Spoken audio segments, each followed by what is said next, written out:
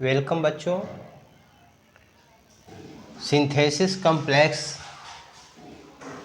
का लास्ट ये पॉइंट है एडवर्ब क्लास।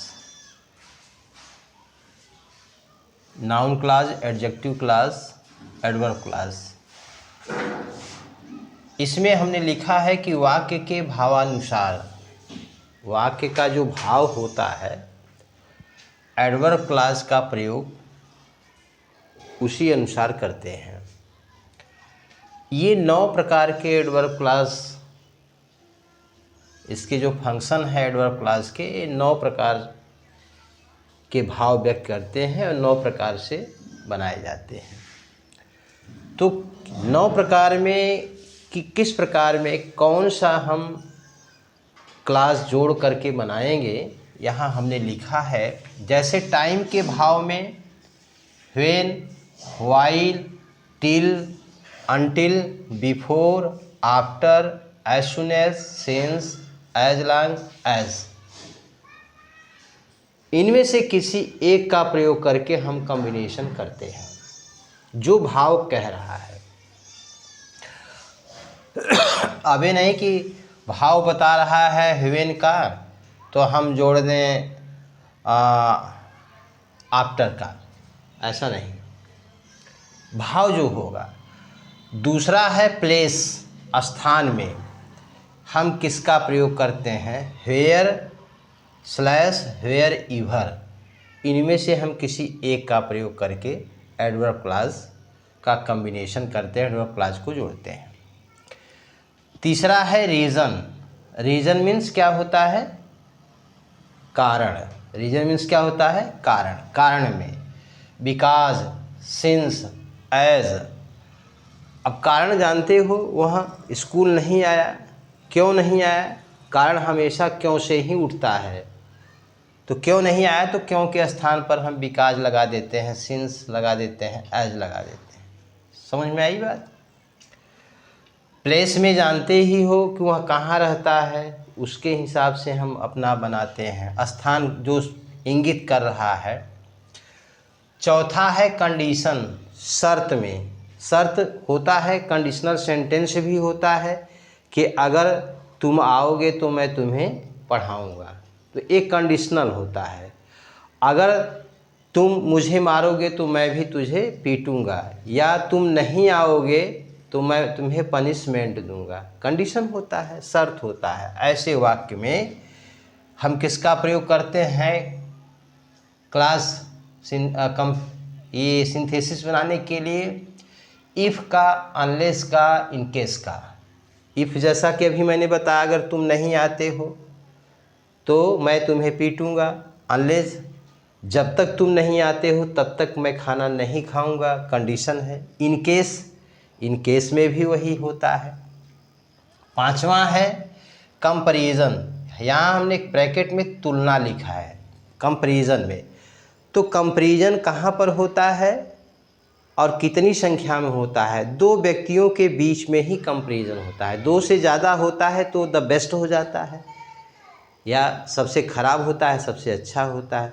जैसे राम श्याम से अच्छा है, Ram is better than Shyam, तो देन तो कंपैरिजन हुआ।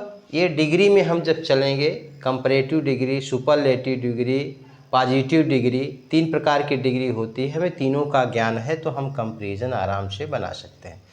इसमें क्या लगता है, than, so as, as. Than का जैसे Ram is better than Shyam, than का प्रयोग हो गया। So as, he is so beautiful, he is so beautiful as his wife. As में Ram is good as Shyam, as का प्रयोग हो गया ना। Ram is good as, Ram is as good as Shyam, ठीक है। एज का प्रयोग। कंट्रास्ट, छठा है कंट्रास्ट, विरोध में। जहाँ विरोध का भाव उत्पन्न होता है वहाँ पर हम कंट्रास्ट करते हैं। जैसे वह गरीब है, ईमानदार है, विरोध है कि नहीं। जहाँ गरीबी है, ईमानदारी है, दोनों में कंट्रास्ट है।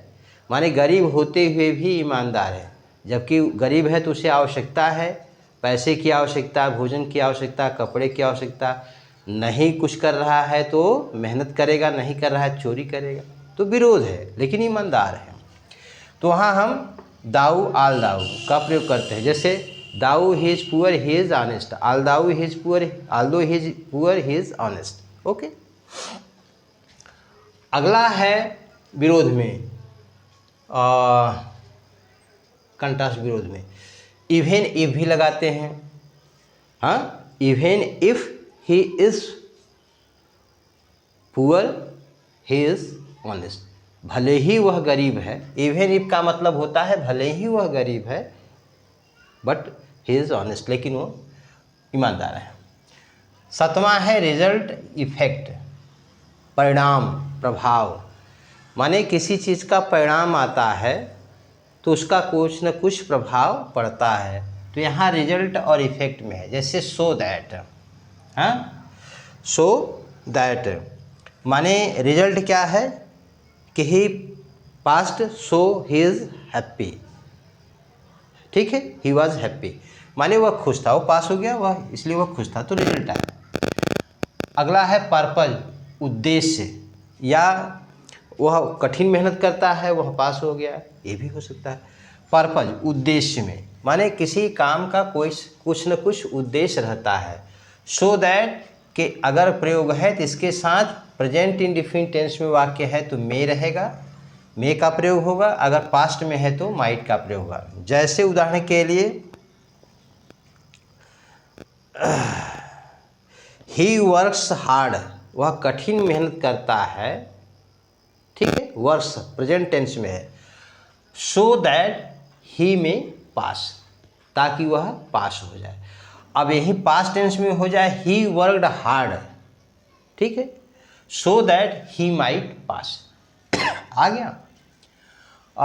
इन ऑर्डर दैट या लेस्ट, लेस्ट में भी होता है, लेस्ट के साथ यहाँ शुड का प्रयोग होता है। जैसे वॉक केयरफुल्ली, ध्यानपूर्वक चलो, लेस्ट you should fail, लेस्ट you should fall down, ठीक है, कहीं तुम ऐसा ना हो कि गिर जाओ, ठीक है।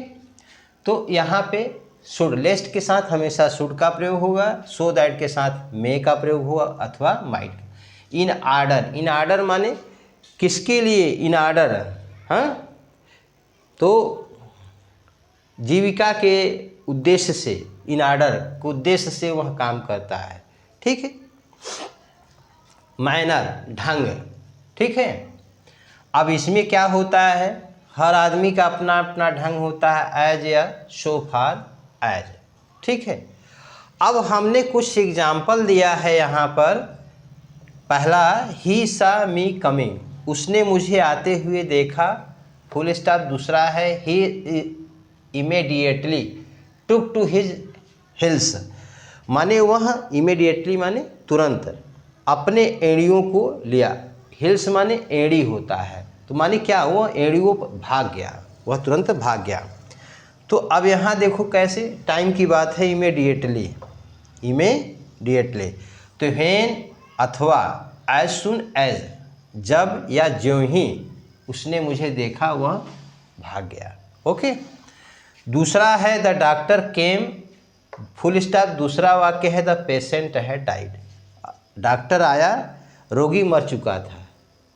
तो क्या होगा, यहाँ पे आफ्टर का भी प्रयोग होगा, बिफोर का भी प्रयोग होगा, माने डॉक्टर आने के पहले भी रोगी मर चुका था या डॉक्टर के आने के बाद रोगी मर चुका था, ठीक है ना।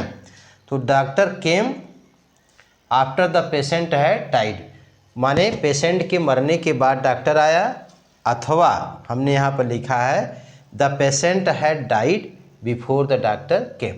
दोनों का भाव सेम है, केवल आफ्टर और दैट बिफोर का प्रयोग हुआ है, ठीक है। ठीक है बेटा, अपना ध्यान रखना, वीडियो पूरा पढ़ना और सब्सक्राइब करते रहना बेटा, ठीक है। आगे हम लोग नए टॉपिक के साथ मिलेंगे, ठीक है, ओके।